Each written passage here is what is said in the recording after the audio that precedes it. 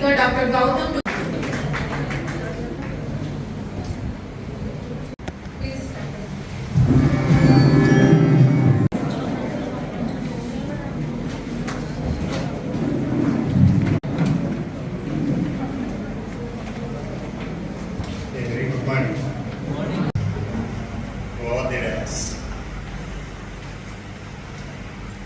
Students.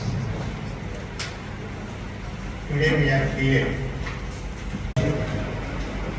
and it's clinical appraisal. In our community, how we have been using the unknowing. Though we have the knowledge, though we do not have the knowledge, antibacterial compounds. Randomly we have been using without any control, without any. For the past several years, this is not the day, 5 years, and we have been organizing. This theme or this ideology is the stewards. Definitely, lot of changes. So science, medical science is growing like anything, but still we are in the primitive stage, especially in a country like India, where there is a lot of illiteracy. 70% of the people are present in the rural population, illiterates.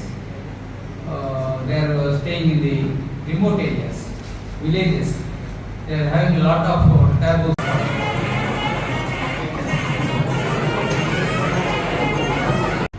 Don't limit practice as what the government is doing. Doctor so-and-so, XYZ, RFA doctors. We are seeing so many boards, not only in the villages, but also in the cities. So, what may they control? No control over the RFA doctors, vax. At the same time, మనం చూస్తూ ఉంటే alternative medicine కానీ కొన్ని మూఢనమ్మకాలు, కొన్ని శాస్త్రాలు, మతం ఇలాంటివి చూస్తుంటే ఇప్పటికి కూడా చేతబడి చిల్లంగి అని భయభ్రాంతులు గురయ్యే ప్రజలు కూడా ఉన్నారు.